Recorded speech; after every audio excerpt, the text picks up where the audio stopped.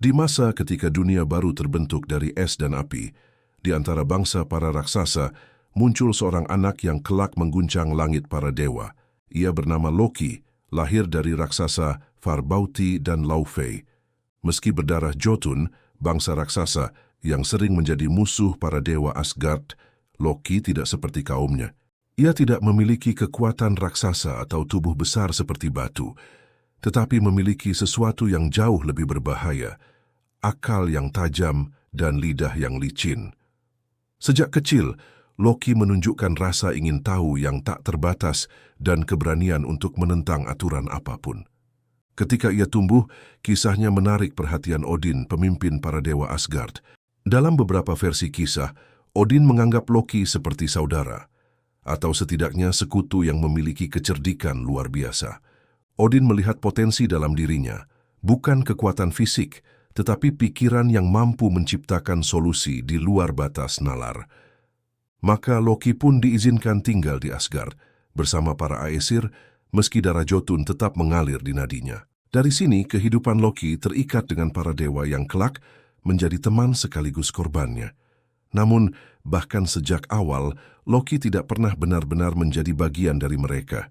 Di antara tawa dan perjamuan para dewa, ia tahu bahwa dirinya adalah orang luar. Ia bukan pejuang, bukan raja, bukan dewa kilat atau kesuburan. Ia adalah penipu, pencipta masalah, dan kadang penyelamat yang sama sekali tak terduga. Dalam dunia yang dipenuhi kekuatan dan kehormatan, kecerdikan Loki menjadi pedang bermata dua. Ia dicintai dan dibenci, dipuji dan dicurigai. Di masa-masa awal itu, Loki sering menjadi sosok yang membantu para dewa keluar dari masalah besar. Ia menyelamatkan Thor dari kehilangan palunya, menipu para raksasa yang mencoba mencuri harta Asgard, dan bahkan mempersembahkan hadiah-hadiah ajaib yang kini menjadi simbol kekuatan para dewa. Tombak Gungnir milik Odin, rambut emas untuk Sif, dan palu Mjolnir untuk Thor. Namun di balik semua itu, Loki bukan bertindak karena kebaikan. Ia melakukannya karena tantangan, kebosanan, dan kesenangan dalam mengacaukan tatanan dunia. Meski para dewa sering memaafkan kejahilannya, Loki perlahan berubah. Ia mulai menikmati kekacauan yang ia ciptakan. Suatu ketika, saat para dewa meminta seorang raksasa membangun tembok pelindung Asgard, Loki lah yang membuat perjanjian gila.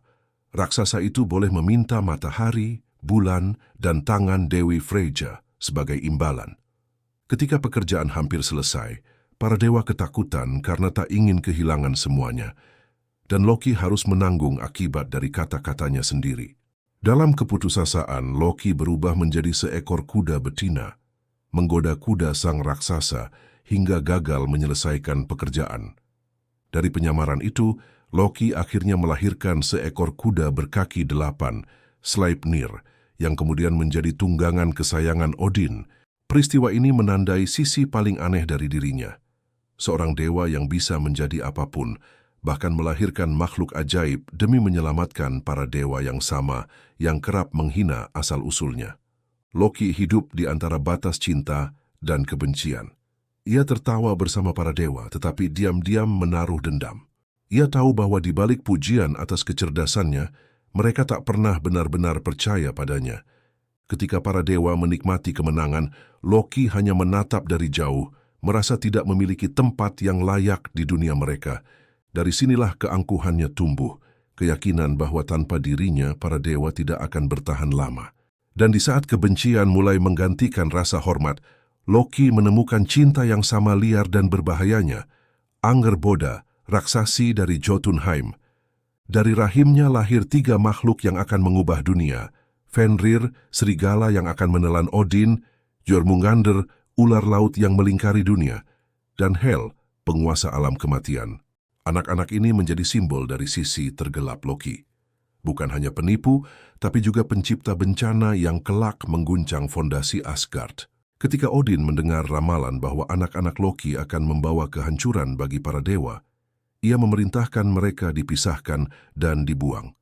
Fenrir ditipu lalu diikat dengan rantai yang tak dapat diputus. Jormungandr dilempar ke lautan dan tumbuh hingga mengelilingi dunia. Dan Hel diasingkan ke dunia bawah untuk memerintah jiwa-jiwa orang mati. Saat itu, sesuatu dalam diri Loki hancur. Ia yang selama ini menyeimbangkan kebaikan dan kekacauan, akhirnya kehilangan keseimbangan sepenuhnya.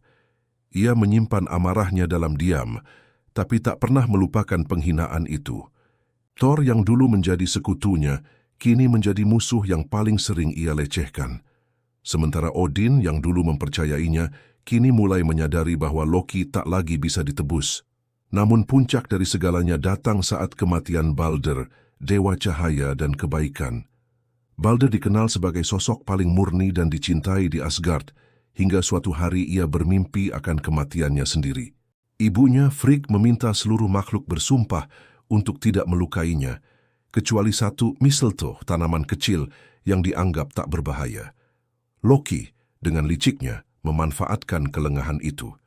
Ia membuat tombak dari ranting mistletoe dan memberikannya kepada Höder, saudara Balder yang buta, dengan alasan agar ia bisa ikut bersenang-senang melempar senjata ke arah Balder yang dianggap kebal. Saat Höder melempar, tombak itu menembus tubuh Balder dan membunuhnya seketika. Asgard terdiam dan Loki tersenyum. Dunia cahaya telah padam dan tak ada jalan kembali bagi dewa penipu itu. Kematian Balder mengguncang seluruh Asgard. Para dewa menyadari bahwa inilah titik akhir bagi kesabaran mereka terhadap Loki. Ia melarikan diri, bersembunyi di puncak gunung, berubah menjadi ikan salmon untuk menghindari pengejaran. Namun akhirnya ia ditangkap oleh Thor, dibawa kembali untuk menerima hukuman yang paling mengerikan dalam sejarah para dewa. Sebagai bentuk pembalasan, anak Loki yang lain, Narvi dan Vali, dijadikan alat hukuman. Salah satu dari mereka diubah menjadi serigala dan membunuh saudaranya sendiri. Dari usus saudaranya itulah, Loki diikat pada batu besar di dalam gua. Di atas kepalanya diletakkan seekor ular yang terus meneteskan racun ke wajahnya. Istrinya, Sigyn, setia menemaninya, menampung racun dengan mangkuk agar suaminya tidak terus-menerus tersiksa. Namun setiap kali mangkuk itu penuh dan ia harus menumpahkannya, racun menetes ke wajah Loki, membuatnya menggeliat dan berteriak kesakitan. Getaran tubuhnya itulah yang konon menjadi penyebab gempa bumi di dunia manusia. Loki terikat di sana selama berabad-abad, sementara dunia perlahan menuju akhir zamannya. Para dewa tahu bahwa suatu hari rantai itu akan patah dan ia akan bebas kembali, bukan untuk menebus dosa, tetapi untuk menyelesaikan apa yang telah dimulainya. Waktu itu disebut Ragnarok, saat akhir segala sesuatu. Dalam keheningan dan penderitaan, Loki memupuk kebencian terakhirnya. Ia tak lagi mencari pengakuan, tak lagi ingin diterima. Ia hanya ingin mengakhiri semua yang pernah menolak keberadaannya. Ketika Ragnarok akhirnya tiba, bumi bergetar, langit terbelah, dan rantai yang menahan Loki pun putus. Ia berdiri kembali sebagai musuh Asgard. Fenrir melarikan diri dan menelan matahari. Jormungandr muncul dari laut, menyebarkan racun yang membunuh segalanya di jalannya, dan pasukan dari dunia bawah dipimpin oleh Loki sendiri menyerbu medan perang terakhir. Di sana, di dataran Vigrid, para dewa menghadapi takdir mereka. Loki bertarung melawan Heimdall, penjaga jembatan pelangi Bifrost. Keduanya saling menyerang dengan kebencian yang telah dipupuk selama ribuan tahun. Pertarungan itu panjang dan brutal, hingga akhirnya keduanya saling membunuh. Di sekeliling mereka, para dewa dan makhluk raksasa saling menghancurkan, sementara dunia terbakar oleh api Surtur, raksasa api dari Muspelheim. Dan di saat bumi tenggelam dalam lautan api, nama Loki pun lenyap bersama Asgard. Ia bukan lagi dewa penipu atau pengacau, melainkan simbol akhir dari kesombongan dan penderitaan. Namun dari abu kehancuran itu, dunia baru lahir kembali, tanpa Loki, tanpa Odin, tanpa para dewa lama. Hanya kisah mereka yang tetap hidup dalam bisikan angin dan nyanyian para pendeta kuno.